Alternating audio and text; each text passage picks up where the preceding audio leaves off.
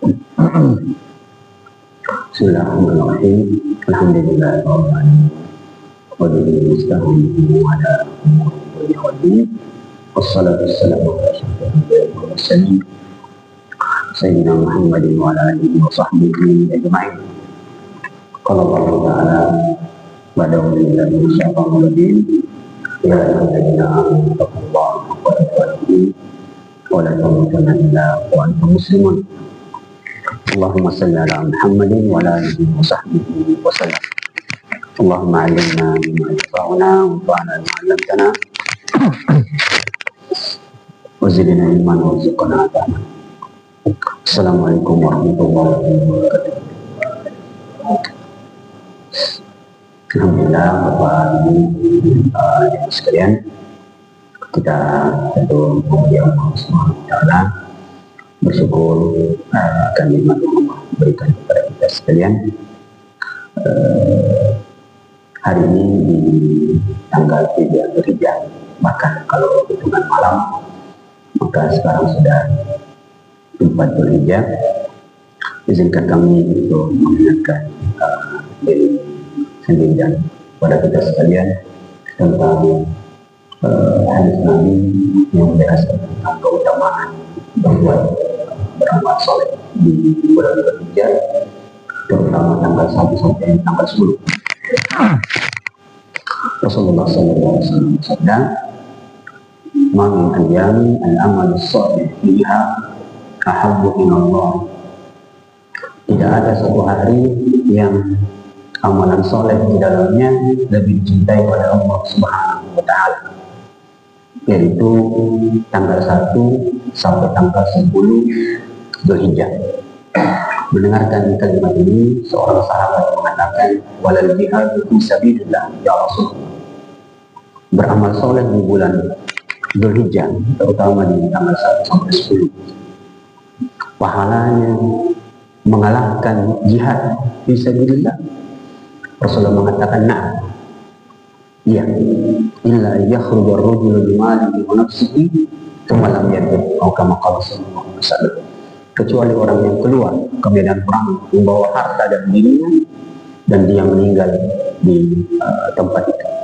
Maka Bapak Ibu sekalian, mengingatkan diri saya dan kita untuk memanfaatkan waktu-waktu zaman-zaman yang disiapkan oleh Allah Subhanahu wa taala untuk berbuat baik, dan perbuatan baik yang paling ringan dan disiapkan oleh Allah adalah berzikir. Dan sebaik-baik zikir adalah 4 kalimat: Subhanallah, Alhamdulillah, La ilaha illallah, Allahu akbar. Itu perbuatan amalan soleh yang luar biasa.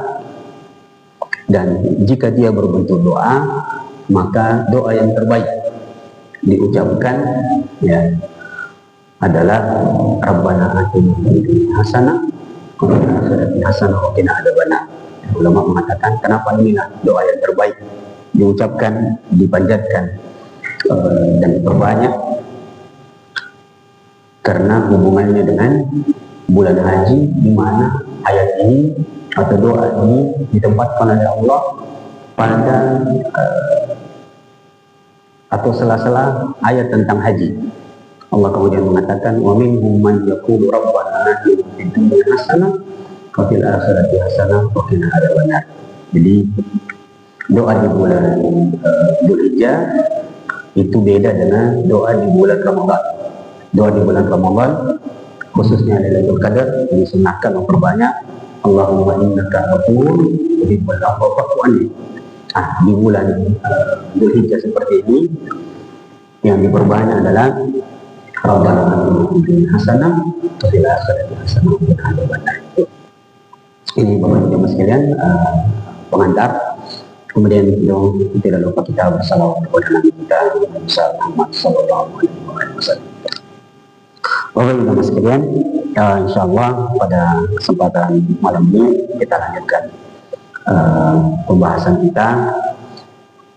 tafsir, yang mana kita baca mempelajari kitab tafsir Ahkamul Quran oleh Imam Al-Qurtubi, yang lebih dikenal dengan tafsir Al-Qurtubi. Kita sudah membahas surah Al-Baqarah, dan izinkan kami untuk mengulang satu hadis tentang keutamaan surah Al-Baqarah yang telah kita bahas pertemuan lalu, bahwa Rasulullah Sallallahu Alaihi Wasallam bersabda, "Khutima Al-Baqarah di ayatain." Surah Al-Baqarah ditutup dengan dua ayat yang sangat agung. A'taniha min kanzihi lagi tahtal arsy. Dua ayat itu ditutup yang menunjukkan keagungan dua ayat ini pada surah Al-Baqarah, di mana juga dia datang dari perbendaharaan Allah Subhanahu wa taala yang berada di bawah arasy. Lalu Rasulullah mengatakan, "Wa ta'allamuha." Pelajarilah dengan baik dua ayat di surah Al-Baqarah itu penutupnya. "Wa 'allimuhunna nisa'akum wa abna'akum." Ajarkan istri-istri kalian, anak-anak kalian. Fa innaha salatun wa qira'atun wa doa. Karena dua ayat surah Al-Baqarah penutupnya isinya adalah salat, qira'at, bacaan, dan dia adalah doa. Maka ini hadis yang perlu kita ulang-ulang untuk mengingatkan betapa agungnya surah Al-Baqarah dan dikhususkan pada dua ayat penutup. Yang kedua, mengingatkan hadis-hadis keutamaan surah Al-Baqarah, di mana kita disunahkan membaca surah Al-Baqarah tiap hari. Kemudian Imam Al-Qurtubi mengutip bahwa ternyata membaca surah Al-Baqarah tiap hari itu tidak mesti dari ayat 1 sampai ayat terakhir. Beliau mengatakan, mendatangkan riwayat bahwa cukup membaca 4 ayat pada ayat pertama dan ditinggalkan ayat 1 alif lam mim. Mulai dari kitabu sampai mulai ke ribu.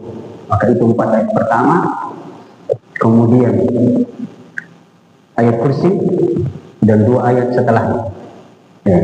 Ayat kursi 2 ayat setelahnya berarti 7. Kemudian 3 ayat terakhir. Jadi cukup 10 ayat. Di surah Al-Baqarah kita rutinkan setiap hari, ya, maka kita sudah dianggap membaca surah Al-Baqarah sampai selesai. Jadi 4 ayat pertama mulai dari kita bulan Rabi, kemudian ayat kursi, 2 ayat setelahnya la ikraha fiddin, kemudian 7, kemudian 3 ayat terakhir di surah Al-Baqarah dengan Nabi Sallallahu Alaihi Wasallam. Itu Bapak Ibu sekalian pembahasan kita pengulangan di pertemuan lalu. Kemudian kita ulang sedikit alif lam mim. Kita sudah jelaskan pembahasan seputar ayat tafsir bahwa yang kuat memang alif lam mim termasuk huruf-huruf muqatta'ah, huruf-huruf hijaiyah yang berfungsi sebagai mukjizat. Ya, sekalipun ada riwayat dari Ibnu Abbas mengatakan bahwa huruf-huruf muqatta'ah alif lam mim, hamim, yasin, toha, dan seterusnya itu punya makna. Salah satu maknanya adalah nama Allah, terutama pada alif lam mim. Alif lam mim artinya Allah, lam Jibril, dan mim adalah Muhammad. Dalam penjelasan yang lain, alif lam mim artinya anallahu a'lam, saya Allah yang maha tahu. Ayat berikutnya Allah mengatakan, "Dzalikal kitabu la raiba fihi hudan lil muttaqin." Inilah kitab yang tidak ada keraguan di dalamnya. Ya, kita sudah jelaskan dulu. Maka ketika Allah mengatakan dzalikal kitabu, inilah kitab, maksudnya Al-Quran, la raiba fihi, tidak ada keraguan di dalamnya. Kata para ulama, satu-satunya kitab yang digaransi, dijamin tidak ada keraguan di dalamnya, dan tidak akan pernah ada yang mampu untuk merubahnya, sekalipun satu huruf adalah Al-Quran, dan Allah yang menjaminnya. Inna nahnu nazzalna dzikra wa inna lahu lahafizun. Kami akan menurunkan Al-Quran ini dan kami pula yang akan menjaganya. Zalika kitabul la raiba fihi hudan lil muttaqin. Petunjuk kepada orang-orang yang bertakwa. Pertanyaan apa kalimat ini? Kata Imam Al-Qurtubi, hudan lil muttaqin, petunjuk bagi orang-orang bertakwa, mendatangkan pertanyaan. Kenapa Al-Quran? Allah dalam ayat ini mengatakan, inilah kitab Al-Quran, petunjuk yang tidak ada keraguan di dalamnya, dia adalah petunjuk untuk orang-orang yang bertakwa. Kenapa petunjuk untuk orang-orang bertakwa? Padahal Al-Quran adalah petunjuk untuk semuanya. Maka Imam Al-Qurtubi mendatangkan jawaban. Yang pertama, hudan lil muttaqin, petunjuk untuk orang-orang bertakwa, memberikan penjelasan kepada kita kalimat takwa itu merupakan kalimat mulia, maka orang-orang bertakwa itu adalah orang-orang yang dimuliakan. Makanya disebutlah sebagai petunjuk orang-orang yang bertakwa, maksudnya orang-orang yang mulia. Ya. Yang kedua, penjelasannya kenapa disebut hudan lil muttaqin, petunjuk untuk orang-orang yang bertakwa. Maksudnya adalah kalau orang bertakwa saja membutuhkan buku petunjuk, maka yang level di bawahnya tentu lebih membutuhkan. Itu mananya.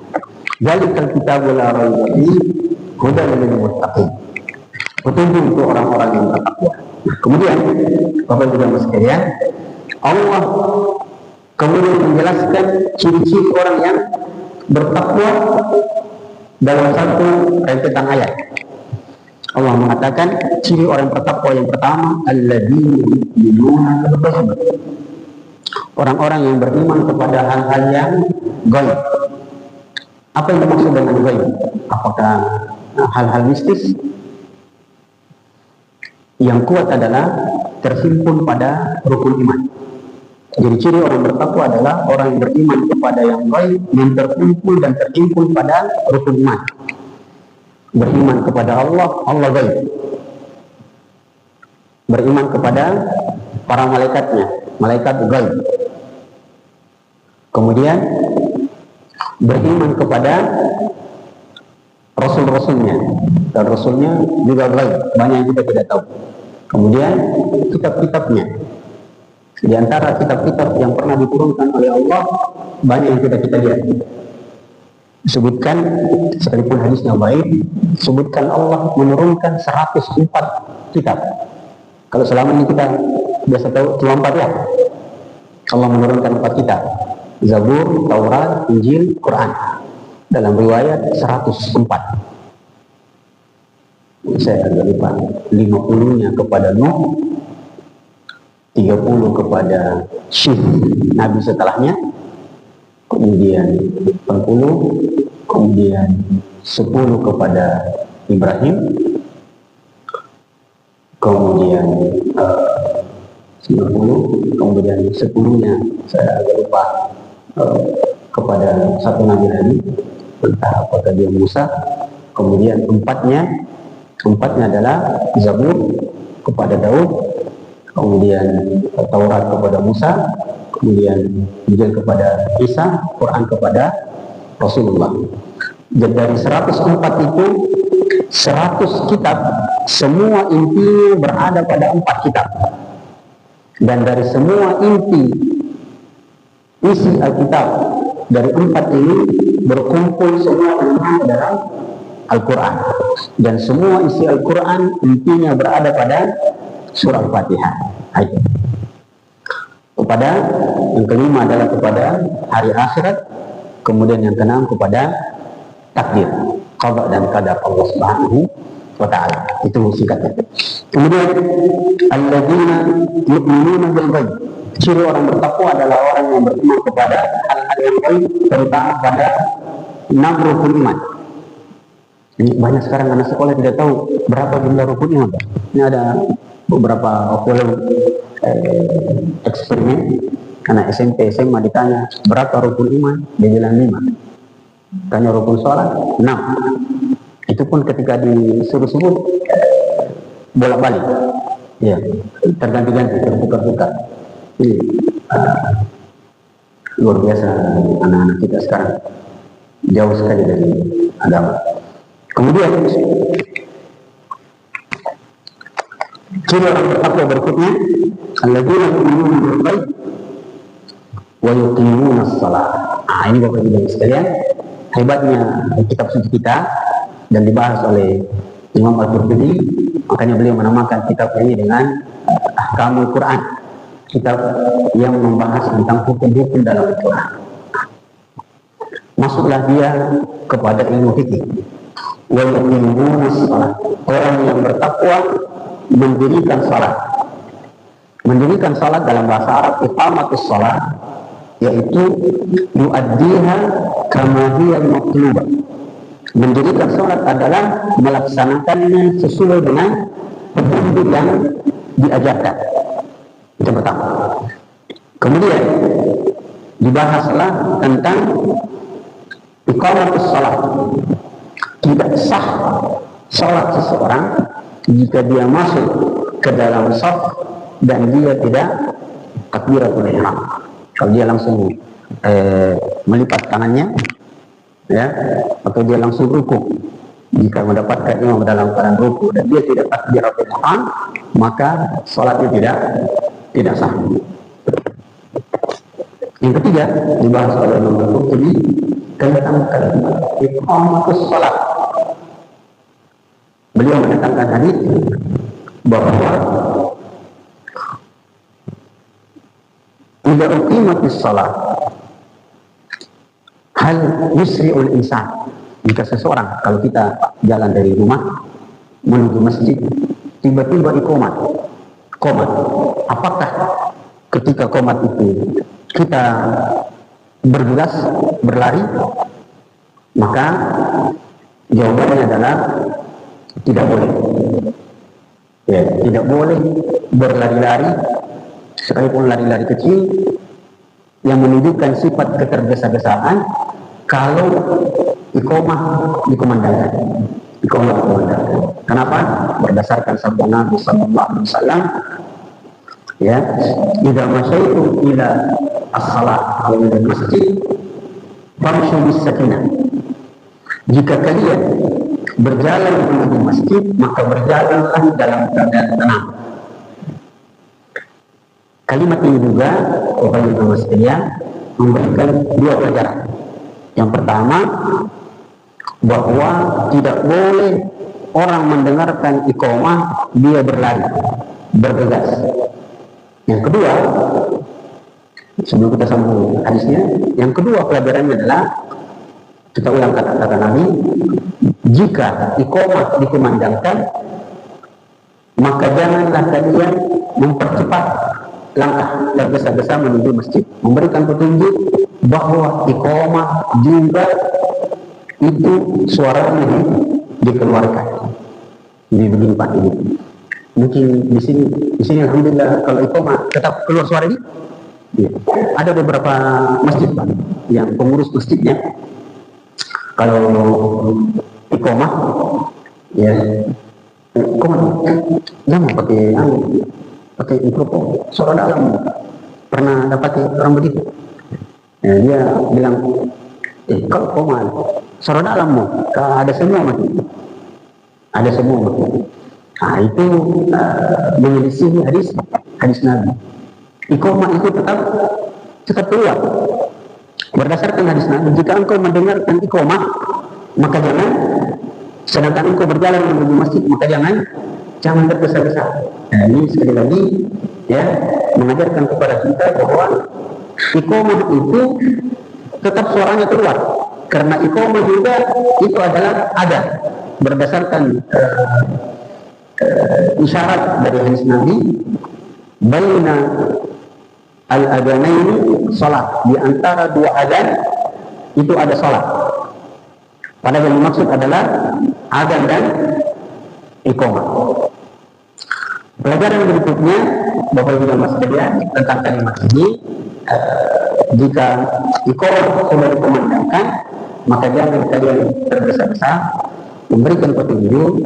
Bapak Ibu dan Mas sekalian, kan hadisnya begini, jika engkau mendengarkan adzan, jika sami pun tidak, kalau kalian mendengarkan suara adzan, maka ikutilah kalimat adzan itu sebagaimana yang diucapkan oleh muadzin, kecuali hayya 'alas shalah dan hayya 'alal falah. Ya, kita mengucapkan la haula wala quwwata illa billah. Kalau subuh Pak, salatul khairun minan naum, bilang apa Pak?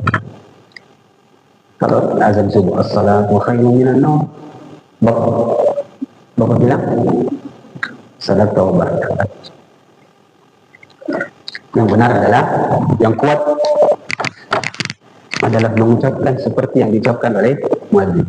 Ketika muadzin mengatakan as-salatu khairun minan naum, maka kita juga mengucapkan kalimat yang sama. Adapun salat taubat itu riwayat yang bukan dari Nabi SAW. Sekalipun itu tidak salah. Tapi yang kuat adalah mengucapkan seperti hadis yang disebutkan Nabi, ucapkan sebagaimana yang diucapkan oleh muadzin.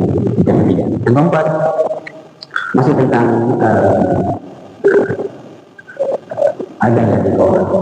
Bapak, kalau adzan kita semua tahu sekali lagi, kalau adzan berkumandang kita mengikuti ucapan muadzin. Kalau iqamah Pak, kalau iqamah rata-rata orang diam. Biasanya jamaah hanya mengucapkan kalimat yang diucapkan ujung kalimat dari muadzin. Qad qamatis shalah, qad qamatis shalah, Allahu Akbar, la ilaha illallah. Yang kita ucapkan cuma ujung la ilaha. Begitu Pak ya rata-rata ya.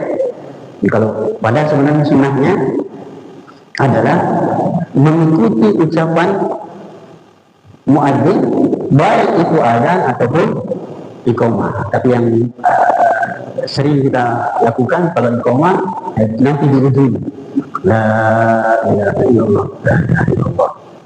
Nampaknya memang itu kalimat yang lebih menghujam ke dalam hati, la ilaha illallah.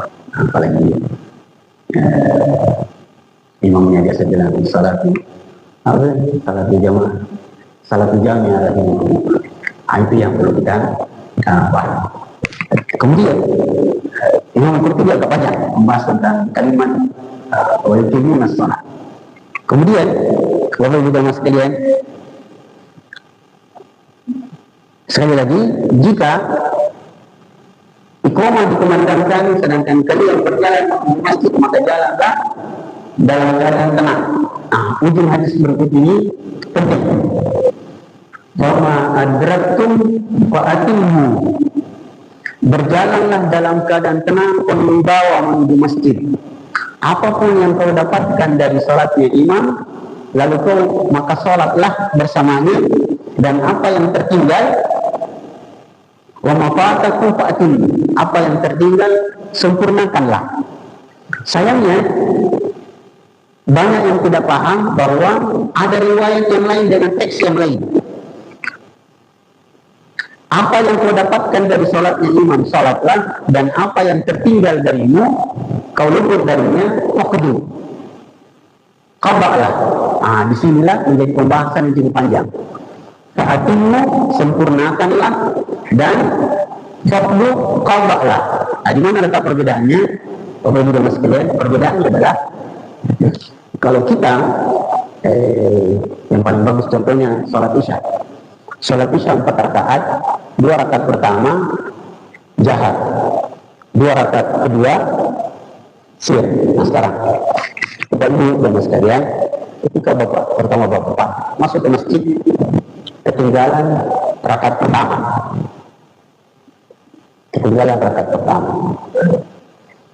itu berarti nanti 2 di rakaat keempat. Ketika imam salam, kita berdiri untuk apa Pak? Menyempurnakan atau mengganti? Kita menggunakan kalimat pertama fa'atimu atau fa'fdu. Kalau kita menggunakan kalimat pertama, sempurnakanlah, maka efeknya adalah ketika kita berdiri setelah salamnya imam, kita berdiri menyempurnakan rakaat yang tertinggal. Itu rakaat keberapa? Itu rakaat keberapa? Kan kita ketinggalan rakaat pertama. Nah, ketika kita berdiri, kita itu menyempurnakan. Kita ambil kalimat pertama, menyempurnakan. Kalau begitu, kalau menyempurnakan berarti kita berdirinya kita itu adalah rakaat pertama atau rakaat keempat? Rakaat keempat. Efeknya adalah kita ketika berdiri di rakaat keempat itu bacanya menjadi sir. Bacanya menjadi sir. Tapi kalau mengambil teks yang kedua, faqdu, gantilah, maka efeknya adalah ketika kita masuk ketinggalan rakaat pertama, setelah imam salam ke kanan dan ke kiri, kita berdiri. Kita berdiri. Yang kita pakai adalah mengqadha, artinya mengganti. Berarti kita berdirinya ini rakaat pertama atau rakaat keempat? Rakaat ke pertama. Efeknya adalah kita berjalan.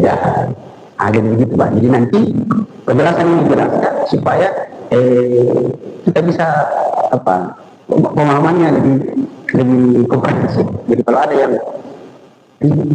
berdiri besar seorang ambil itu benar karena menggunakan teks tadi. Jika engkau mendapatkan imam, maka sholatlah bersamanya. Jika ada yang tertinggal, maka gantilah. Jadi seperti itu. Nah, itu juga Bapak Ibu sekalian berefek pada tasyahud. Berefek pada tasyahud. Ketika Bapak berada di tasyahud kedua, ketika Bapak berada di tasyahud kedua, sedangkan kita masuk satu rakaat, kan kita pasti tasyahud yang ketiga, kita tasyahud ya, kita tasyahud yang kedua ini ya, pada kita tertinggal satu rakaat.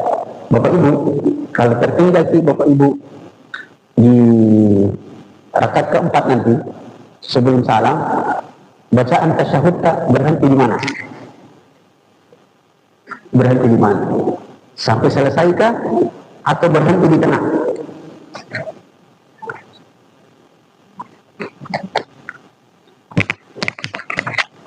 Kalau kita mengikuti gaya pertama tadi, menyempurnakan, kalau menyempurnakan tadi berarti ketika kita berdiri itu kan rakaat keempat, maka efeknya pada tasyahud adalah kita membacanya sampai habis karena mengikuti yang sampai yang terakhir. Tapi kalau kita menggunakan teks yang kedua, mengganti, maka itu berarti kita belum selesai.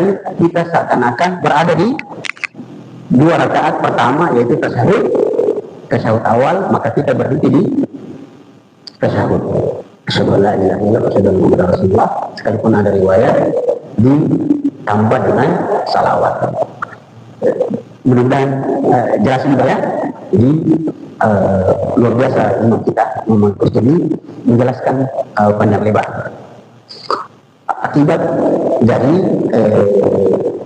ayat alladzina yu'minuna bil ghaibi wa yuqimuna shalah. Itu bagian pertama yang berpendapat bahwa jika iqamah dikumandangkan jangan tergesa-gesa. Ternyata hikmahnya adalah kalau kita tergesa-gesa nanti masuk ke dalam masjid dalam keadaan poso-poso, dan itu membuat khusyukan menjadi terganggu. Tetapi ada penjelasan lain bahwa jika iqamah dikumandangkan, sedangkan kita berjalan menuju masjid tapi pakai kendaraan, boleh tergesa-gesa, boleh tancap gas kalau pakai kendaraan. Hikmahnya ternyata dijelaskan oleh beberapa ulama. Hikmahnya adalah kenapa kalau jalan kaki tidak boleh tergesa-gesa, tidak boleh tancap, ya, karena poso-poso nanti capek. Sedangkan naik kendaraan itu boleh tancap gas. Kenapa? Karena efeknya kita tidak poso, motor tadi yang poso. Jadi itu subhanallah, agama kita, ulama kita ini membahas rinci sekali. Ini alladzina yuqimuna shalah. Masih pembahasan sedikit lagi Pak, kalau ada yang berapa menit lagi Pak? 10 menit lagi. Masih dalam kalimat alladzina yuqimuna shalah adalah sabda sallallahu alaihi wasallam, idza uqimatis shalah fala shalah. Jika iqamah sudah dikumandangkan, maka tidak boleh lagi sholat. Tidak boleh lagi sholat sunnah. Tidak boleh. Nah,